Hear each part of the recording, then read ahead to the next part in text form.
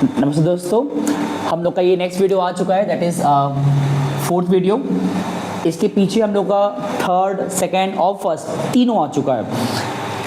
जिस 11th के lectures को मैंने स्टार्ट किया था 5th ऑफ मई पे, तो आज उस वीडियोस को स्टार्ट करते करते हम लोग 4th तक पहुंच चुके हैं। ये बात अलग है कि हम लोग अभी थ्योरी पे ही बात कर रहे हैं, और मैंने डे 1 से कहा है थ्योरी पढ़ना ज़रूरी है, ताकि एक बच्चा कॉमर्स अगर पहली बार पढ़ने जा रहा है 11th में, तो उसको अकाउंटेंसी पढ़ते वक्त कम से कम वो जो एक न्यू सब्जेक्ट है इकोनॉमिक्स एंड बिजनेस, ये एक बार को पढ़ा हुआ है या कहीं ना कहीं सुना हुआ है। बिजनेस तो टोटली सुना हुआ है, अभी तो डिस्कस बिजनेस में नहीं कर रहे हम, बट हम लोग जब भी बिजनेस बात कभी करेंगे इन फ्यूचर तो business is one of the easiest subject, not with context to हम कह रहे इसलिए वहाँ पे टॉपिक्स बहुत फैमिलियर हैं, चीज़ें बहुत जल्दी कैच हो जाता है, समझ आ जाता है। इकोनॉमिक्स भी एक लेवल पे उसी तरीके से। अकाउंट हमारा एकमात्र सब्जेक्ट है 11th कॉमर्स में जो थोड़ा सा एकदम नया लगता है, और हमें किसी भी नए चीज़ को पढ़ने से पहले जो भी बेसिक एस्पेक्ट्स होते हैं तुम्हें देना पड़ जाए 5-10 दिन चलेगा। जैसे एक बिल्डिंग जब बनता है तो बिल्डिंग बनने के स्टार्टिंग में तुमको सोचना पड़ता है ना कि इसमें कैसे क्या बनाया जाए, उसका मैप कैसे होगा, कहाँ पे कैसे क्या रखा जाएगा। हम पेपर वर्क ज़्यादा काम करते हैं स्टार्टिंग में, मैप बनाते हैं, स्ट्रक्चर फ्रेम करते हैं, पेपर लेवल पे डिस्कशन करते हैं, बातें करते हैं, उसके बाद उस पर प्रैक्टिकली जाते हैं, बनाना शुरू करते हैं 1 महीने बाद या 20 दिन बाद। यहाँ पे कुछ वैसा ही है। अकाउंटेंसी एक्चुअली न्यूमेरिकल सब्जेक्ट है। यहाँ पे हम बात करते हैं चीज़ों को, रिकॉर्डिंग्स का एंड उसके डेटा को कंपेयर एनालाइज इन चीज़ों का, बट वो सब तो बाद में होगा। उसके पहले हम लोग अकाउंटेंसी का क्या पढ़ रहे थे कल नहीं, लास्ट 2 डेज से इंट्रोडक्शन, जहाँ मैंने बहुत सी बातें ऑलरेडी कर लिए हैं 2nd और 3rd वीडियो में। आज तो ये 4th वीडियो है ना तो यहाँ हम एक चीज़ों को एक स्टेप आगे ले जाएंगे, और पॉसिबिलिटीज़ है ये चैप्टर आज एंड अप हो जाएगा। और जो एक और हमारा इसके बाद चैप्टर आता है दैट इज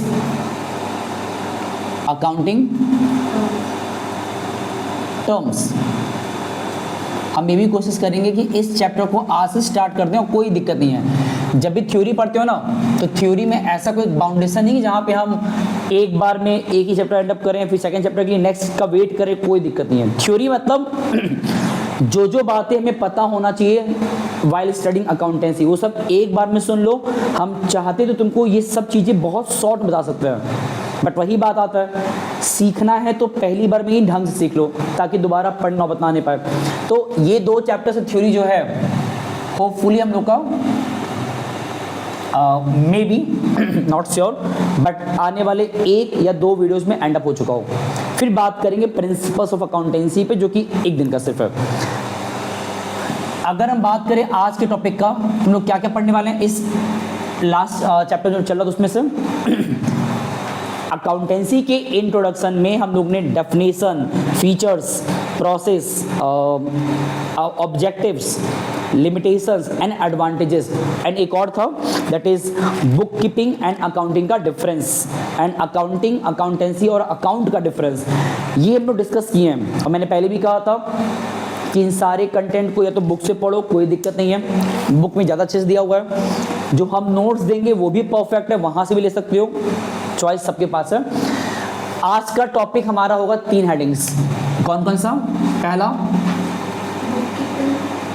नहीं, branches of accounting, second users of accounting information, and third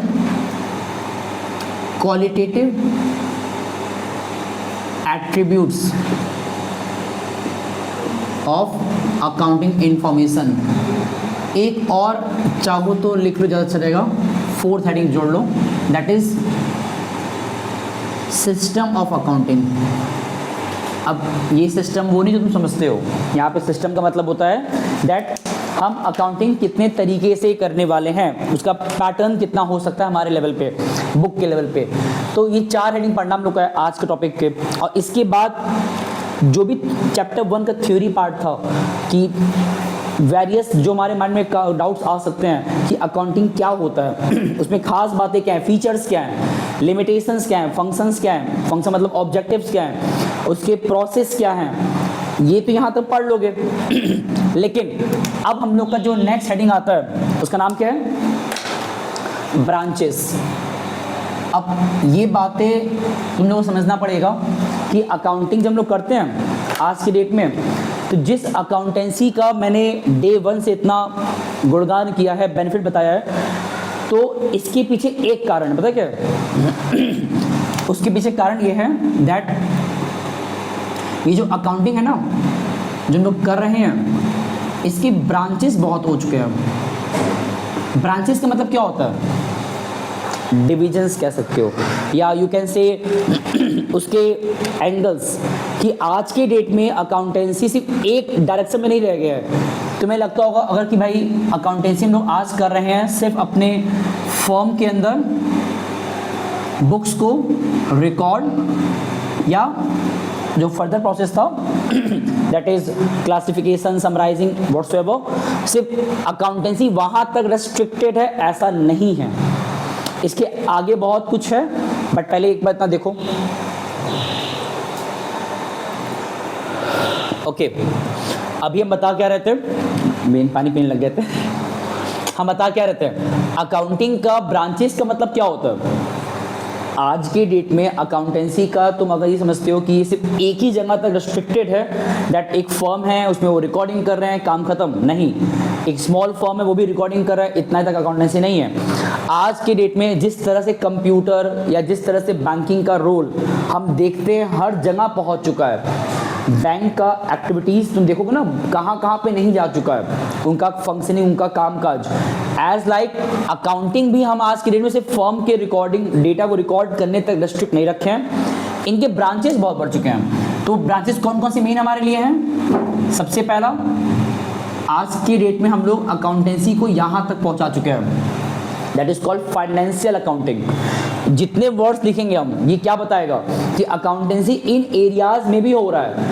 अब ये क्या लिखा है, पहले फाइनेंशियल से हम क्या समझते हैं।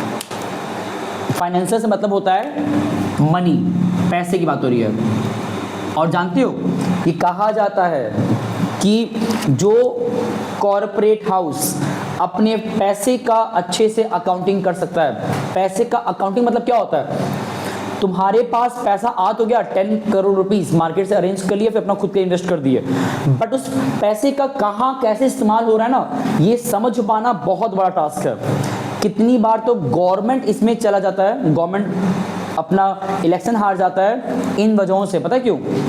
इमेजिन करो एक गवर्नमेंट है, उसने एक डैम बनवाने जा रहा है या कोई ब्रिज बनवाने जा रहा है। अब उसमें उन्होंने फाइनेंशियल अकाउंटिंग, मतलब कितना पैसा लगेगा बनाने में, उसमें उन्होंने ढंग से अकाउंटिंग नहीं किया, लोगों ने करप्शन किया, पैसा का मिसयूज किया, और जितना का बनना नहीं चाहिए था उससे दुगने का पैसा दिखा के पैसा करो, वो ऐसा गलत तरीके से अपने में ले लिया। अब इमेजिन करो कि ये जो फाइनेंशियल अकाउंटिंग है जो ढंग से करेगा तो आमतौर पे उसका बेनिफिट वो पाता है। जैसे कहा जाता है मोस्टली कि जो हमारे वो हैं road transport minister Nitin Gadkari, उनका फाइनेंशियल अकाउंटिंग बहुत अच्छा है कुछ भी बनाने से पहले। मतलब आमतौर पे वहाँ वो कहते भी है और देखा भी जाता है मोस्टली कि वहाँ पे करप्शन बहुत कम होता है। मतलब पैसे का एक एक रुपये का हिसाब बहुत सही रखते हैं, मेंटेन करते हैं, रिकॉर्ड मेंटेन करते हैं, पैसे का हिसाब। जानना यहाँ बात आ रहा है पैसे का हिसाब किताब बनाने का। और बैंक्स भी अगर देखोगे ना, वो भी फाइनेंशियल अकाउंटिंग ही तो करते हैं। म्यूचुअल फंड्स, LIC, उनके पास एक्चुअली आ क्या रहा है गुड्स के तौर पे। अगर वो एक बिजनेस है मान लो, तो उनके लिए गुड्स है क्या, मनी। तो वो मनी को तो रोटेट कर रहे हैं बहुत इफेक्टिव तरीके से, ताकि उसका वो अच्छे से क्या कर सके, अपने बेनिफिट में ले सकें। हॉस्पिटल भी एक लेवल पे जितना पैसा अर्न करता है पेशेंट से फीस के तौर पे, वो सब क्या है, पैसे आ तो रहे, अब उसका इस्तेमाल कैसे करें, कहाँ पे किस तरीके से यूज होगा, वो देखना पड़ता है। तुम इस पैसे को अगर हल्के में लोगे, मिसयूज कर दिए, तो फिर क्या होगा, सारा काम बिगड़ जाएगा। तो मतलब आज की डेट में अकाउंटेंसी फाइनेंशियल कॉन्टेक्स्ट पे भी किया जा रहा है। पैसे हमारे पास कहाँ से आ रहे हैं, कैसे आ रहे हैं, हम उसका भी कर रहे हैं। सेकेंड मोस्ट इंपॉर्टेंट ब्रांच इसका क्या है, कॉस्ट अकाउंटिंग। अब ये क्या है, cost accounting one of the toughest मेरे लेवल पे है। पता है क्यों? कुछ भी बनाते वक्त कितना पैसा लग रहा है ये भी जानना बहुत जरूरी है आज के डेट में। अगर मान लो मुझे बनना है प्रोड्यूसर या मैन्युफैक्चरर और मुझे ये मार्कर बनाना है, तो इसको बनाने में कितना लागत लग रहा है, कॉस्ट कितना आ रहा है, ये हमको जानना पड़ता है। और ये तुम तुक्का नहीं मार सकते कि हाँ भाई ठीक है रैंडम चलो दे दो 20 रुपीज़, बिकॉज बाकी कंपनीज 20 रखे हैं तो चलो हम भी दे दो 20। ऐसा नहीं होता है, तुम्हें अपना कॉस्ट देखना पड़ता है। आईफोन भी चाहे तो भाई बाकी कंपनीज का मोबाइल का प्राइस देख करके अपना रख दे एवरेज, क्या दिक्कत है, बट वो अपना रखते हैं अपना पर्सनल 1 लाख प्लस जो भी उनका न्यू मॉडल आता है। क्यों? क्या हमको शॉप चढ़ा था महंगा प्राइस रखने का? वो कॉस्ट एनालाइज कर रहे होंगे क्योंकि इतना लागत लग जा रहा होगा। एक रेस्टोरेंट वाला भी है, अगर वो सेम 5 गोलगप्पे का तुमसे 50 रुपीज़ ले रहा है जो तुम मार्केट में बाहर रोड पे पा रहे हो 10 रुपीज़ में, तो 40 रुपीज़ प्लस क्यों ले रहा है, एक्स्ट्रा क्यों ले रहा है? उन्हें भी क्या तुमसे ज़्यादा कमाना है क्या? भाई तुमको एसी में बैठा रहे हैं, तुम्हें चेयर दे रहे हैं, वेटर ला के पहुँचा रहा है, प्रॉपर तुमको एक अच्छा इन्वायरमेंट प्रोवाइड कर रहे हैं, तमाम चीज़ें कर रहे हैं, तो उसको वो कॉस्ट जोड़ते हैं, तब जाके वो प्राइस फिक्स कर पाते हैं कि तुमसे कितना मांगे वो किसी प्रोडक्ट के लिए।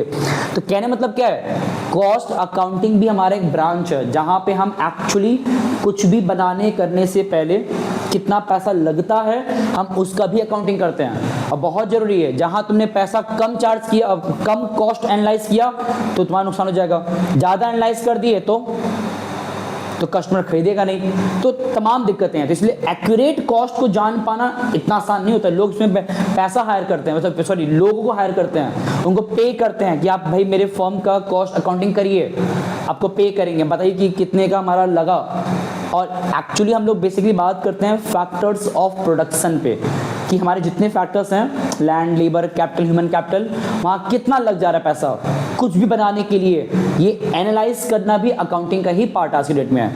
इसके अलावा human accounting, sorry human accounting कह सकते हो, हाँ ह्यूमन अकाउंटिंग, ये सब अकाउंटिंग है।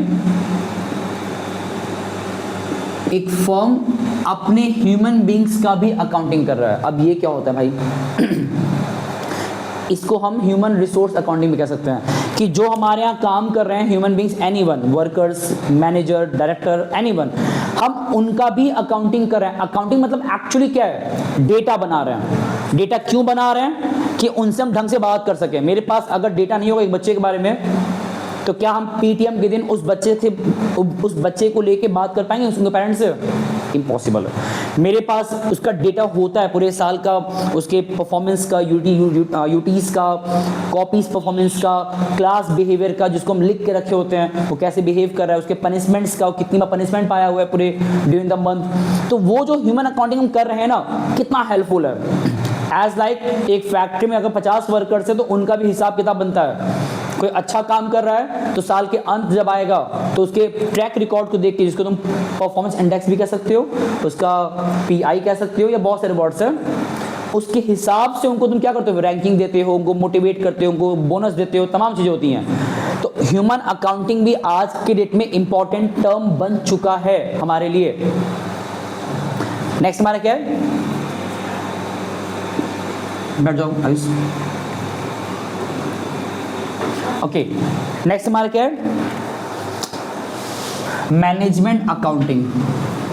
मैनेजमेंट अकाउंटिंग, और एक और लिखे थे पहले हम लोग, दैट इज टैक्स अकाउंटिंग, और एक आखिरी सोशल अकाउंटिंग। ये देख रहे हो अकाउंटिंग का डायमेंशन, देखो इसको तुम डायमेंशन भी एक लाइन बोल सकते हो।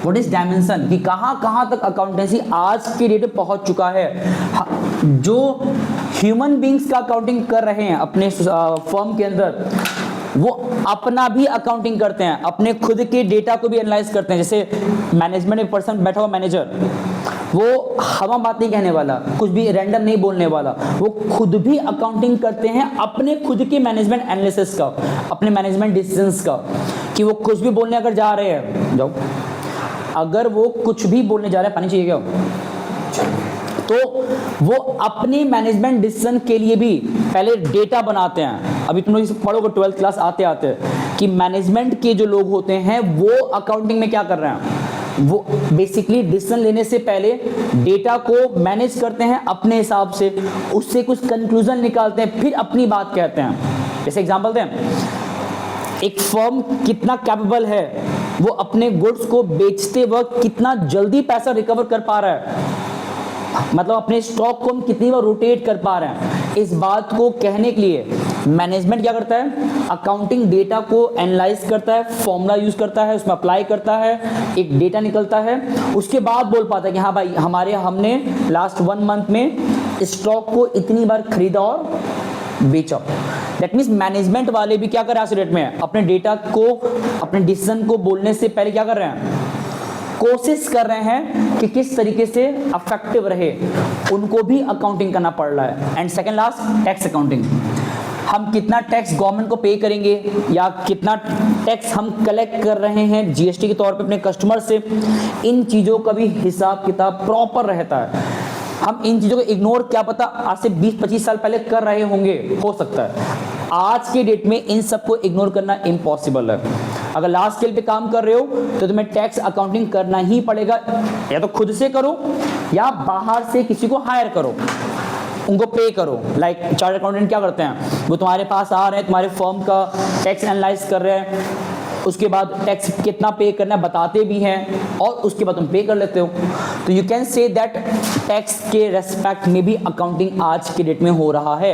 एंड लास्ट पॉइंट बहुत इंपॉर्टेंट भी है, social accounting.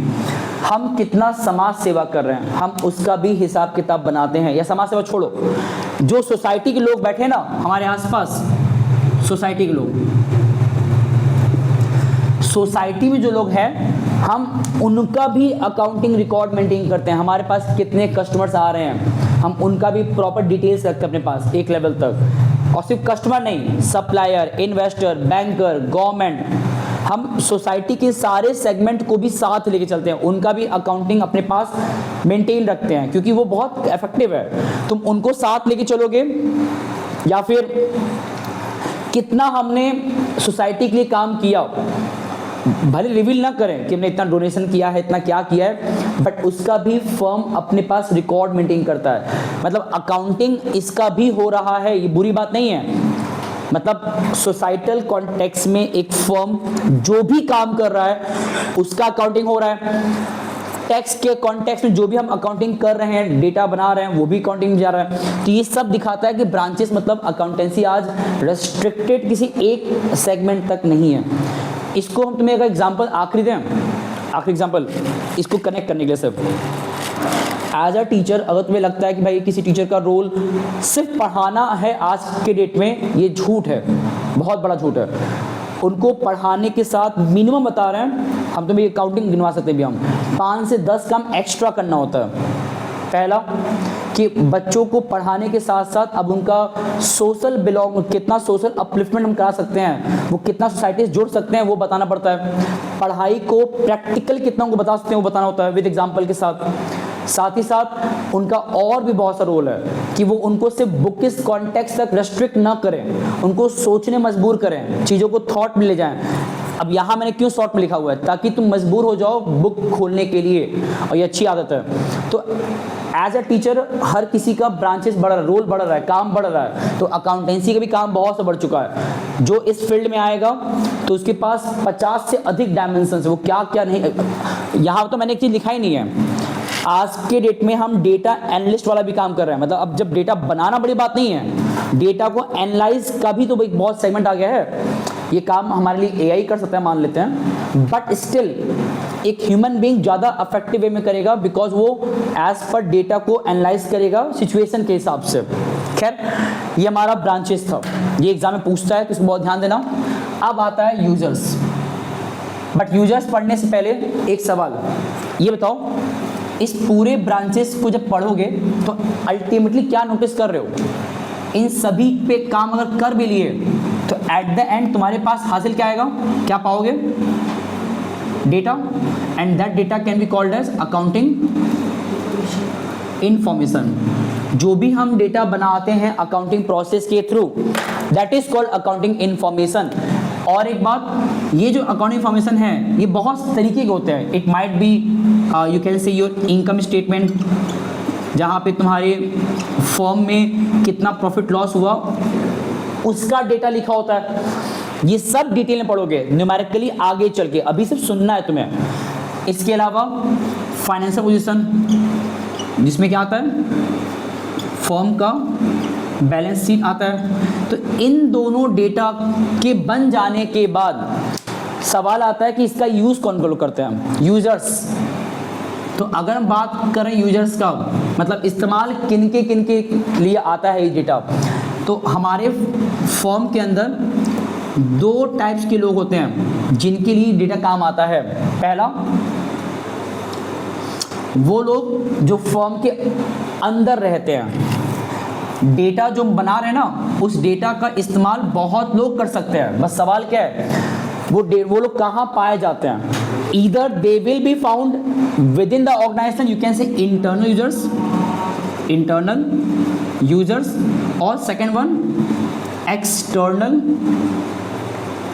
Users.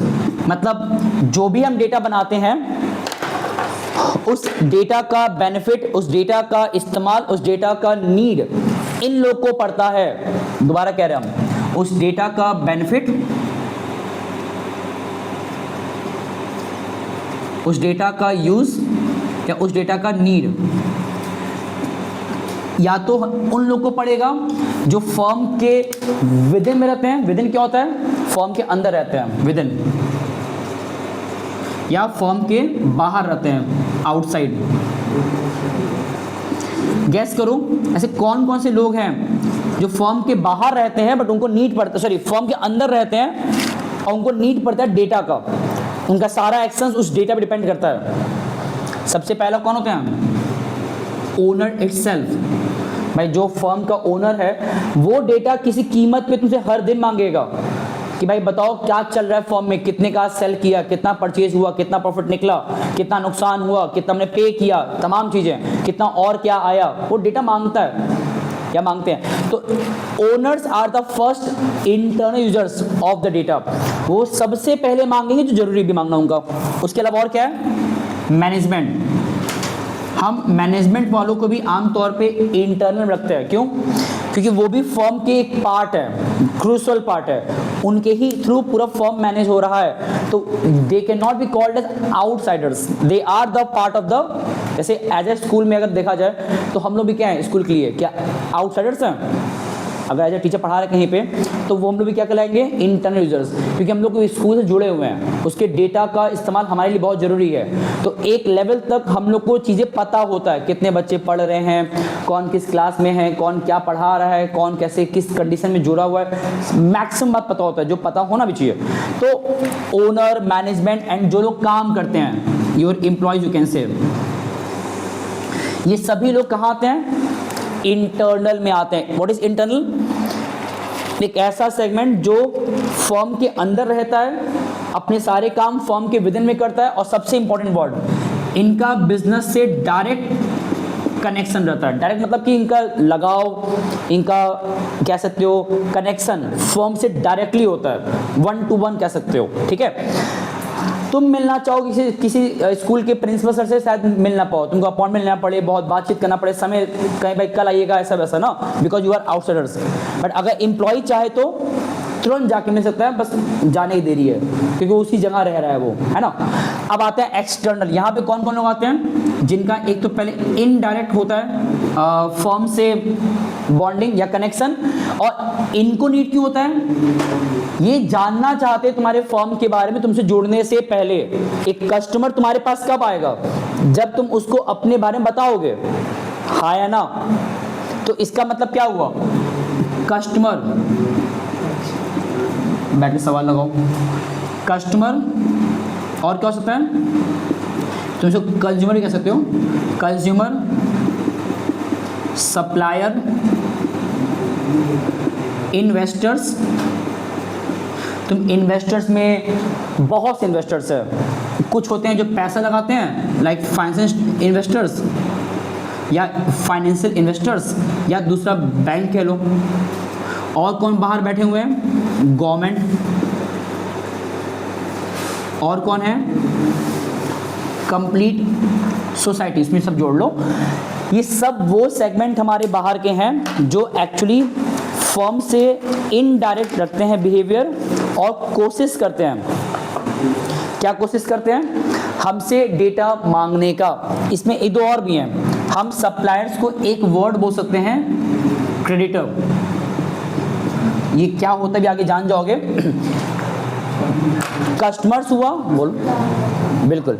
Creditors are the person by whom a firm takes something from them. It can be money, it can be goods also. हम जिनसे उधार लेते हैं हम उनको अपना क्रेडिटर बोलते हैं। अब ये सब बाहर के हैं, इन लोग को डेटा चाहिए हमारे फर्म का, और जब डेटा चाहिए तो वो उसमें दो चीज़ें हैं। एक तो उनको बेनिफिट चाहिए, बेनिफिट उनका कुछ होगा, उसमें कुछ होगा, और दूसरा हमको भी उनको देना पड़ता है डेटा। क्यों? मैंने क्या कहा, इन लोग को डेटा हमारे फर्म का चाहिए होता है, क्योंकि या तो बेनिफिट उन्हें खुद मिलने वाला है उस वजह से। लाइक एक सप्लायर तुम्हारा डेटा क्यों मांग रहा है, ताकि वो जान पाए कि इनको सामान दे कि ना दें। सप्लायर कौन होते हैं? जिनसे हम कुछ खरीदते हैं। तो फर्म जिनसे खरीदने वाला है वो सप्लायर कहेगा भाई अपना डेटा दिखाइए पहले मुझे, आप आपको सामान बेचने के बाद मेरा पैसा ब्लॉक तो नहीं होगा। तो वेरिफिकेशन के लिए मांगता है कि आपको देंगे तो मेरा पैसा रिकवर हो जाएगा ना। तो ये तमाम चीज़ें क्या है, सप्लायर देखता है। एज लाइक गवर्नमेंट भी हमसे हमारा डेटा मांगता क्यों है, ताकि वो जान पाए कि हम पे कितना टैक्स लगाना है, हम कोई इलीगल काम तो नहीं कर रहे हैं। ये चीज़ों को वेरीफाई करने के लिए गवर्नमेंट मांगता है। कोई तुम्हारा डेटा मिसयूज नहीं करेगा, ना मिसयूज कर सकता है, और तुम उतना डेटा रिवील करते हो जितना उनके काम का होता है। बट एट द एंड ये हमारे यूजर्स हैं जो एग्जाम पूछता है। अब आते हैं नेक्स्ट पे, पढ़ो क्या लिखा है, हेडिंग पढ़ो। थर्ड क्या लिखा है हेडिंग? हाँ, अब पता ये क्या होता है,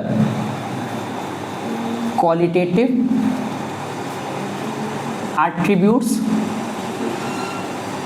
ऑफ अकाउंटिंग। ये टर्म थोड़ा सा कॉन्सेप्चुअल है, प्रैक्टिकल है। हाँ सॉरी,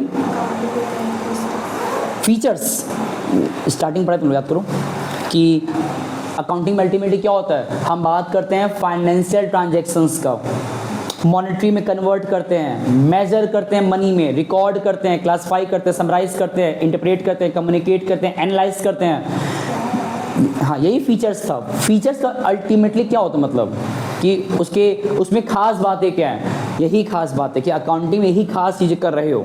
अब आते हैं क्वालिटेटिव एट्रीब्यूट्स। तुमने एक लिमिटेशन पढ़ा था अभी कल, याद करो, कि it ignores the qualitative attributes, है ना। ये लिमिटेशन था। मान लो कि तुम चाहते हो उस लिमिटेशन को हटाना, you want that there must be some qualitative attributes should be present in the accounting records. तो ये क्या है, हम कौन से क्वालिटी की बात कर रहे हैं जो होना चाहिए एक अकाउंटिंग इंफॉर्मेशन के अंदर। अकाउंटिंग इंफॉर्मेशन के अंदर वो कौन से क्वालिटीज दिखने चाहिए जो आमतौर पे नहीं दिखते हैं। आमतौर पे वो क्वालिटीज मिसिंग दिखते हैं। अब गैस करो क्या है, गैस करो। एक डेटा, उसमें क्वालिटीज होल्ड हो रहा है, अच्छी बातें होल्ड हो रही हैं, नॉट सिर्फ नंबर नहीं है, क्वालिटीज भी दिख रहा है। तो 4 होते हैं, और इन 4 क्वालिटीज को बेटा याद कर लो। कौन कौन से हैं? सबसे पहला, that data should B reliable. Reliable सबसे मेन पॉइंट है।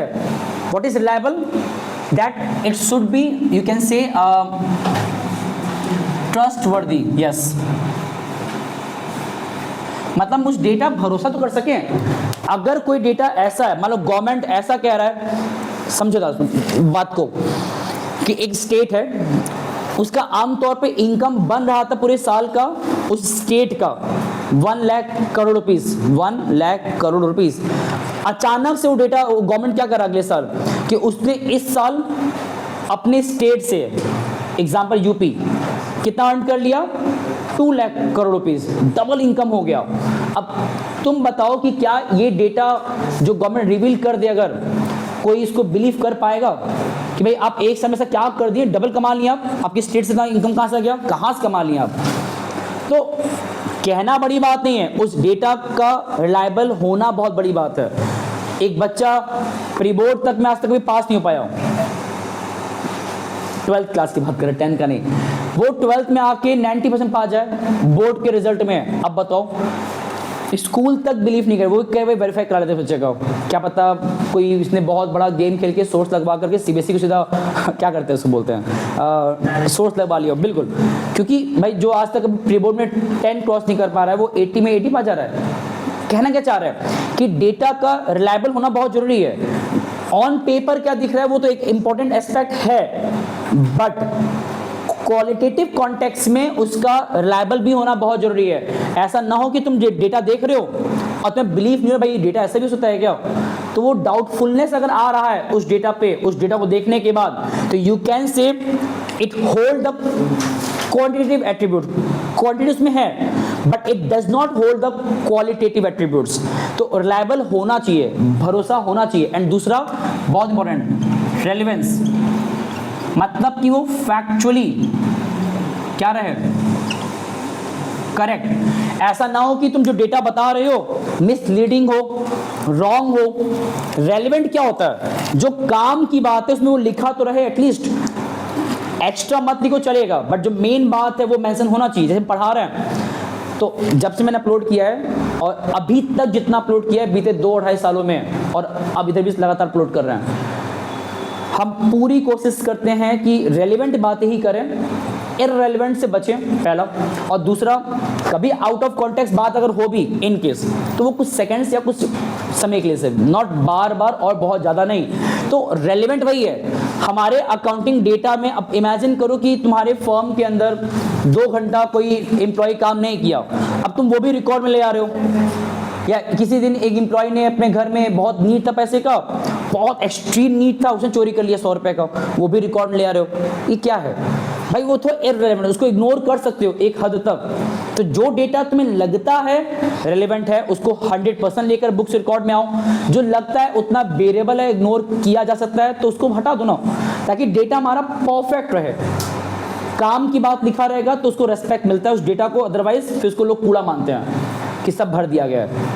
बुक में जो लिखा होता है रेलेवेंट बातें लिखा होता है, तुम उसको ज़्यादा मानते हो तो तुम उसमें से भी क्रंच करके अपने काम की बात निकाल लो, सिर्फ जो तुम्हें हेल्प करे एग्जाम पर पढ़ने के लिए। तुम उतना तो एग्जाम लिख के आओगे नहीं, कम लिख कर आते हो जितना मार्क्स के अकॉर्डिंग होता है content.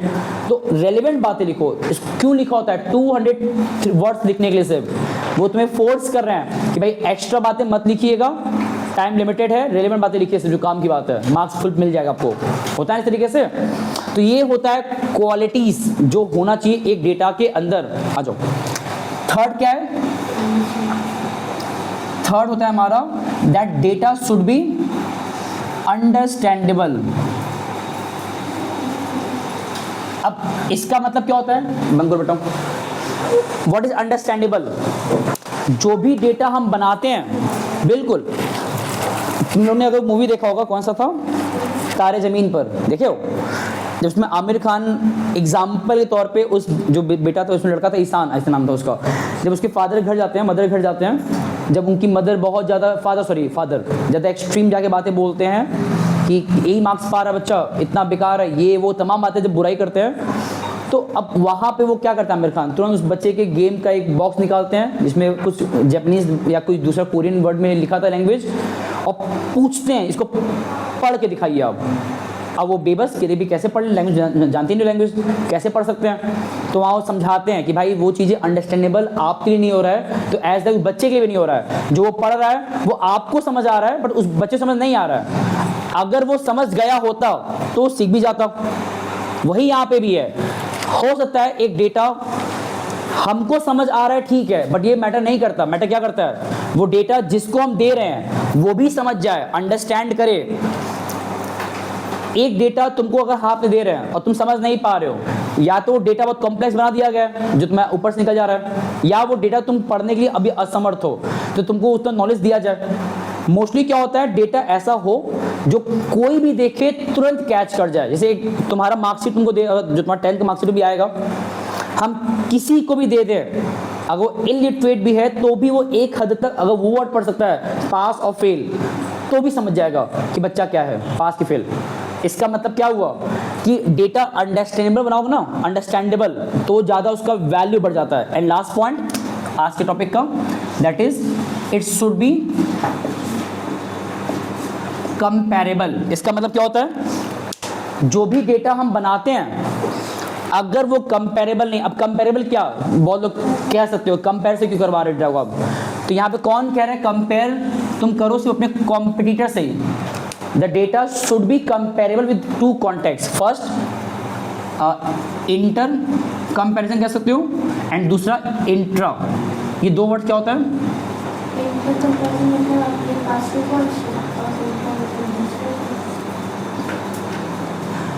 Intra means with in, inter means between. हमारा डेटा अपने ही डेटा से कंपेरेबल हो पाए, मान लो 2026 चल रहा है तो 25 का डेटा 24 से कंपेयर कर पाए, 24 से डेटा 23 से कंपेयर कर पाए, ये डेटा में खास बात होना चाहिए। ऐसा ना हो तुम कंपेयर कर ही नहीं पा रहे हो, यूनिफॉर्मिटी रखोगे, यूनिफॉर्मिटी तो कंपेयर कर पाते हो, और वही डेटा हम कंपेयर कर पाए अपने कॉम्पिटिटर्स के डेटा से भी, ताकि अपने लूप होल्स निकाल के उस पर काम कर सकें। तो इस तरह से 4 क्वालिटीज जहां तुम्हें दिख जाएंगे, you can say that our data is more effective and more relevant, more reliable, more understandable and more comparable।